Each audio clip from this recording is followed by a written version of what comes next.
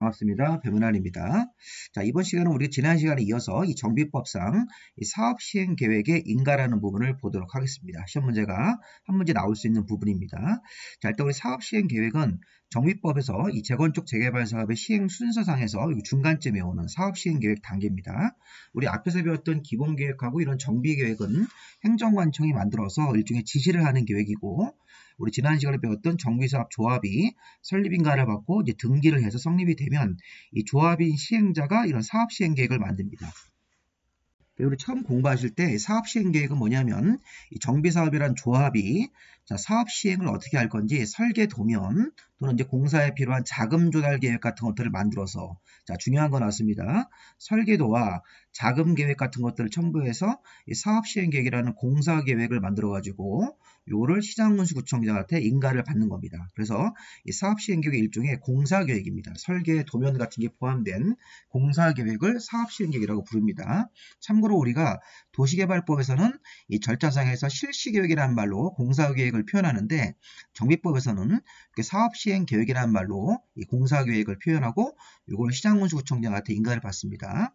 자, 그러면 이제 조합이 사업시행계획을 만들어서 시장군수구청장한테 인가를 받으면 그 다음 절차가 조합원들한테 분양 통지하고 일간신문 등에다가 공고한 다음에 분양 신청이라는 기간을 줍니다. 그래서 분양 신청 기간 동안 조합이 사업시행계획에서 아파트를 이제 몇 개를 지을 건지 그런 것들이 확정이 되면 조합원들한테 원하는 평수대로 분양을 해줘야 되기 때문에 일정한 분양 신청을 받아서 조합원들이 원하는 분양 평수 같은 것들을 기재를 받아서 신청을 받습니다. 그래서 분양 신청 결과가 끝나면 분양 신청 기간이 만료가 되면 이 관리처분 계획으로 조합원들한테 원하는 평수를 분양을 해주고 추가 분담 같은 거 정한 다음에 철거해서 공사하고, 공사 끝나면 소유권 이전 고시 다음 날에 조합원들이라든가 일반 분양받은 사람들이 아파트를 분양을 받는 겁니다.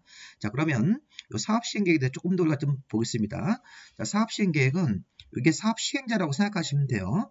자, 이게 조합인 시행자라고 생각하시면 되겠습니다. 자, 조합은 이게 법인이지만 그냥 시행자라고 가정을 하고, 이 시행자가 이렇게 설계 도면 같은 걸 그리고 자금 계획 같은 걸 만들어서 시장군수구청장한테 인가를 신청을 해서 인가를 받으면 아파트를 몇 개를 지을 건지, 아파트 여기 보시면 사업 시행 계획 내용을 보시면 아파트 전체를 몇 개를 지으면서 건물의 배치, 건축물의 높이, 용적률, 또 대지 조성 계획, 설계도와 자금 계획 등을 사업 시행 계획 내용으로 보고 공사를 이렇게 하겠습니다라는 것을 심사받는 과정이 사업 시행 계획의 인가라고 생각하시면 되겠습니다.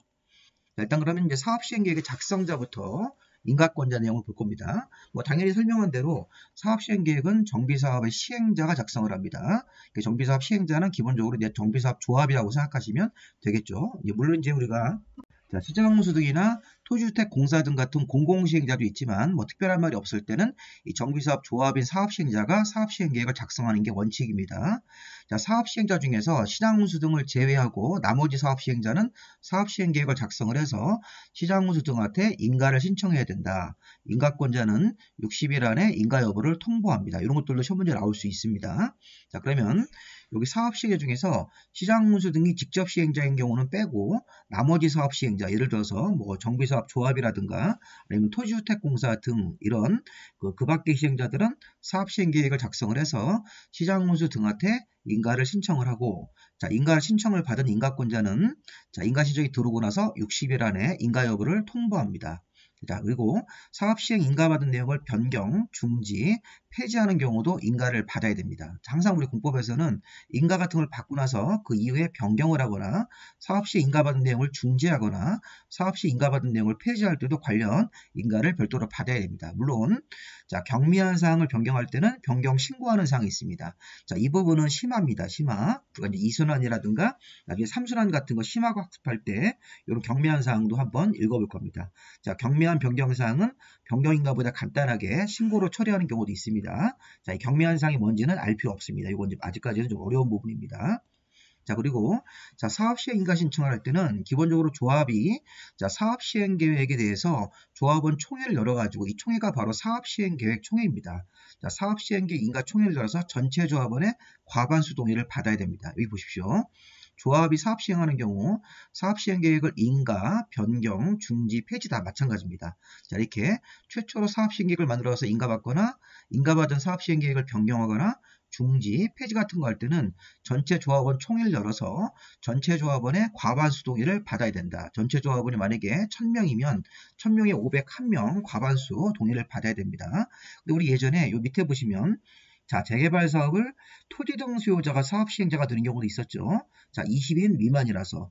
자, 재개발 사업할 때 토지 등 수요자가 원래는 조합 만들어서 사업하는 게 원칙인데, 이 토지 등 수요자 전체 인원이 20인 미만이면, 20명 미만이면, 토지 등 소유자 이름으로 바로 사업 시행자가 됩니다. 조합을 설립하지 않고. 그럼 사업 시행자가 토지 등 소유자인 시행자인 경우에는, 자, 토지 등 소유자가 자, 20명 미만이라서 이 토지 등 소유자 이름으로 시행자가 된 그런 재개발 사업일 때는 여기 사업 시행 계획을 인가 같은 거 할 때 동의 요건이 과반수보다 높아집니다. 전체 토지 등 소유자 4분의 3, 면적 2분의 2 이상 동의를 얻어야 된다. 자, 일단 숫자를 외우는 것보다는 자, 원래가 조합이 사업할 때는 전체 조합원의 과반수 동의로 사업 시행 계획의 인가가 신청이 들어갈 수 있습니다. 동의를 얻었기 때문에. 근데 토지 등 소유자가 재개발 사업 시행자가 됐을 때는 자, 과반수보다 높은 이 과반수가 이제 2분의 1 초과고 이 토지 등 소유자가 재개발 사업할 때는 2분의 1보다 높은 토지 등 소유자 전체 인원수의 4분의 3, 면적 2분의 2 이상 동의를 둘 다 받아서 사업 시행 인가를 얻어야 되는 것입니다. 이 동의를 얻어가지고 인가를 신청하는 거니까. 자, 사업 시행자가 토지 등 소유자 할 때는 동의 요건이 바뀝니다. 과반수에서 이렇게. 이런 것들 잘 봐야 됩니다. 시험 문제 나왔던 내용이고 우리 관련 교재 없을 때는 추가적으로 좀 적으시기 바랍니다. 자, 천재지변 등으로 긴급한 정비 사업일 때는 동의받지 않고도 사업 시행 인가 같은 것들을 신청할 수 있습니다. 천재지변 같이 긴급한 경우에는 동의 같은 거 여기 과반수든 이런 거 동의 없이도 바로 그냥 사업 시행 인가를 받을 수 있다는 것입니다. 이것들. 자, 두 번째 사업 시행 계획의 내용을 보겠습니다. 자, 우리 사업시행계획은 공사계획이기 때문에 우리 아까 좀 전에 봤던 거 있었죠. 그림에서 토지이용계획, 건물의 배치계획, 건축물의 높이와 건축물의 용적률 같은 건축계획, 설계도와 자금계획 같은 것들을 먼저 파란색으로 쓴 것들을 이렇게 유심히 보십시오. 이게 보면서 이게 공사계획이구나. 그러니까 공사를 어떻게 할 건지 토지이용계획, 건물의 배치계획, 개별 건축물의 높이, 용적률, 설계도와 자금계획 같은 게 사업시행계획에 들어가고 자, 추가적으로 정비기반시설 같은 것들을 어떻게 만들 건지 주민의 이주대책, 세입자 주거대책, 그 다음에 교육환경보호계획, 정비구역으로부터 200m 안에 교육시설 같은 학교가 있을 때는 이제 공사하다 보면 우리가 이제 철거해서 공사하면 시끄럽고 또 소음이 나고 경우에 따라서는 먼지가 날리기 때문에 200m 안에 정비구역으로부터 200m 안에 학교가 있을 때는 어떤 식으로 공사를 하면서 교육 환경을 보호할 건지 자, 그 밖에 뭐 우리 빗물 처리 계획, 폐기물 처리 계획 공사하면서 폐기물이 발생하면 어떤 식으로 처리할 건지 또 범죄 예방 대책, 가로등 같은 걸 설치하고 폐쇄 CCTV 같은 걸 설치해서 자, 범죄 예방 대책을 어떻게 세울 건지 이런 것들이 사업 시행 계획의 내용입니다. 자, 한마디로 우리가 조심해야 할 건 이런 거 한번 생각해 볼게요.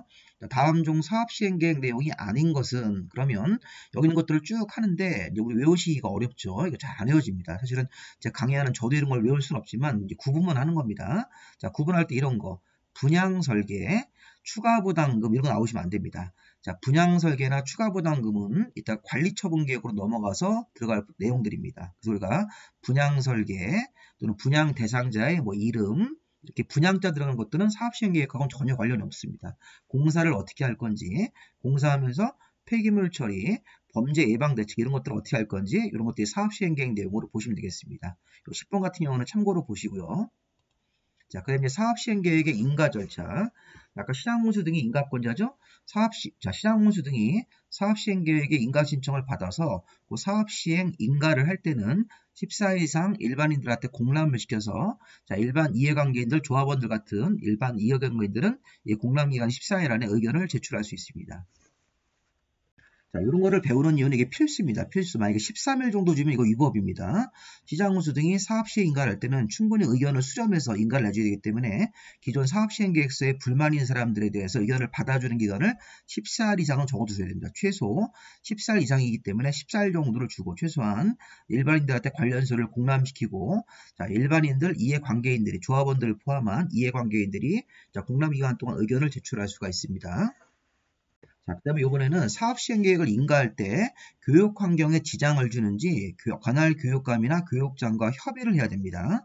자, 시장문수 등은 사업시행계획을 인가하는 경우에 정비구역으로부터 200m 이내 교육시설 같은 게 있었을 때는 아까 사업시행계획에 교육환경 보호 같은 것도 있었죠. 그런 것처럼 시장문수 등이 사업시행계획에 인가를 하는 경우에 정비구역으로부터 200m 안에 교육시설이 있었을 때는 사업시행인가를 독단적으로 내주지 말고 관할 교육감이나 교육장과 협의해야 됩니다. 만약에 정비구역으로부터 200m 안에 교육시설이 있는데 관할 교육감이 협의 요청을 받아서 나중에 이거 사업시행인가를 내주면 안 된다. 애들 교육환경이 방해가 된다. 이런 식으로 되면 사업시행인가를 못 내주는 경우도 있다는 겁니다. 그래서 이런 것들을 우리가 보시면서 200m 안에 교육시설이 있을 때는 사업시행 인가권자가 반드시 교육감과 협의해서 문제가 없을 때만 사업시행 인가를 내주는 것입니다. 이 200m를 100m로 바꾸면 안 됩니다.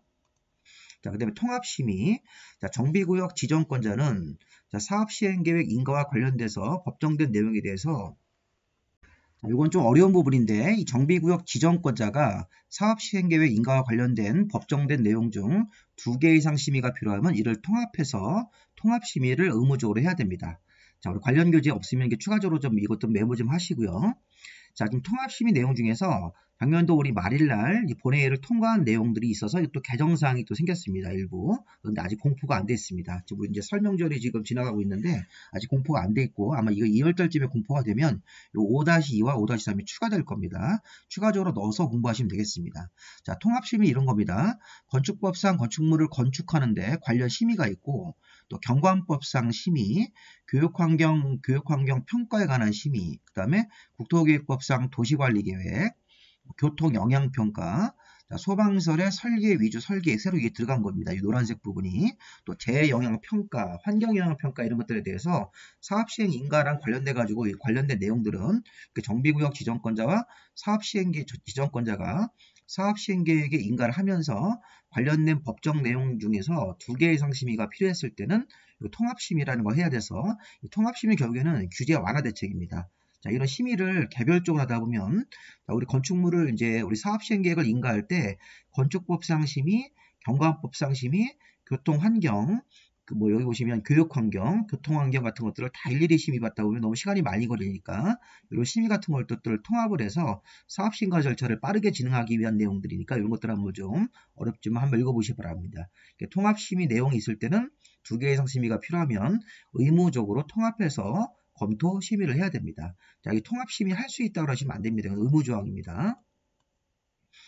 자, 그 다음에 이제 리모델링이 포함된 사업시행계획. 자, 우리 예전에는요, 재건축 재개발 하다 보면 기존의 건물들을 전부 철거하고 새로 짓는 방식인데, 자, 이제는 일부 건물을 살릴 필요가 있을 때는 일부 건물의 존치와 리모델링이 포함된 사업시행계획서를 만들어서 인가를 신청할 수도 있습니다. 그래서 사업시행계획을 인가할 때 일부 건물의 존치나 리모델링이 포함된 사업시행계획서를 만들어서 인가 신청할 수도 있는 것입니다. 전면 철거하지 않고. 자, 사업비 예치 이거 한번 마지막으로 잘 보십시오. 자, 이건 재개발 사업의 특징입니다.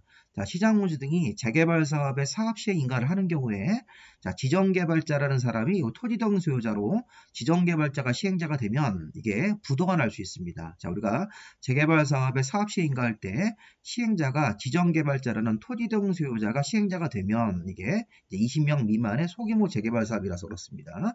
그러면 사업 규모가 작고 그럴 때는 부도가 날 수 있기 때문에 부도가 나면 일반 분양받은 사람들이 피해를 볼 수 있습니다. 그래서 재개발 사업을 할 때 시장문수 등 같은 인가권자가 지정개발자 같은 이런 토지등 소유자가 시행자인 경우에는 이게 소규모 사업이라는 뜻입니다. 소규모 사업일 때는 부도가 나면 분양받은 사람들이 일반 분양받은 사람들이 피해 볼 수 있으므로 인가를 내주기 전에 100분의 20 정도 사업비의 100분의 20 정도 범위안에서 조례가 정하는 금액을 예치하게 할 수 있습니다. 자, 이것도 시험 문제에서 한번 나왔습니다. 이걸 100분의 30이라고 됐습니다.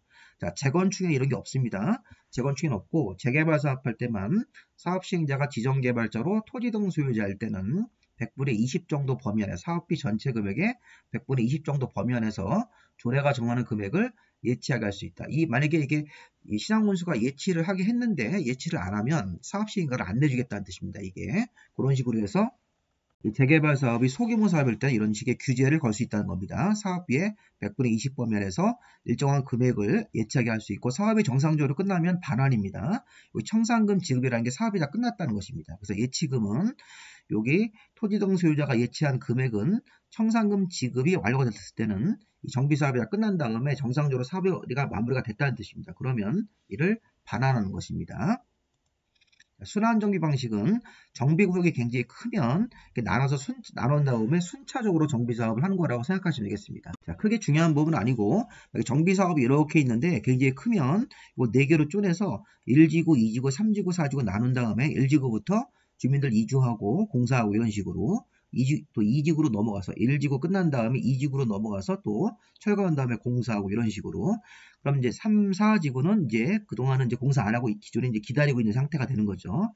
이 순환정비 방식은 사업 기간이 길어집니다. 그래서 우리가 이제 앞에서 순환정비 방식으로 하게 되면 공사 기간이 길어지고 사업 시행자가 만약에 조합이 되면 여러 가지 문제가 생기기 때문에 이제 2차 공공시행자가 들어갈 수 있는 시장운수등이나 토주택공사 등이 시행자로 들어갈 수 있는 그런 사유가 되는 것이죠. 자, 어쨌든 순환정비 방식은 정비구역 안과 밖에 새로 건설한 주택 또는 이미 건설된 주택이라는 게 순환용 주택입니다. 자, 순환용 주택이 이사 들어갈 집이라고 생각하시면 되겠습니다. 아까 1지구 사람들이 이사를 나갈 때 이런 순환용 주택을 정해서 이쪽으로 이사를 들어가고 철거되는 주택 소유자를 임시로 이렇게 거주시키면서 사업이 끝나면 다시 들어온 다음에 다시 새 집으로 들어오고 순환용 주택에다 또 2지구 사람들 이주시키고 이런 식으로 사업하는 방식이라고 생각하시면 되겠습니다. 그래서 순환정 방식은 순환용 주택을 이용해서 철거되는 주택 소유자나 세입자를 임시로 거주시키면서 사업지구를 이렇게 나눈 다음에 순차적으로 정비 사업하면 순환 정비 방식이 되는 거니까 이 정도까지만 보시면 되겠습니다. 자, 여기까지 우리 마무리하겠습니다. 강의 교재는 자, 밴드에 들어가서 제 입으로 검색하신 다음에 들어가시면 그 주요 공지란에 다 이렇게 다운받을 수 있습니다. 무료로 받으셔가지고 공부하시는데 활용을 하시기 바랍니다.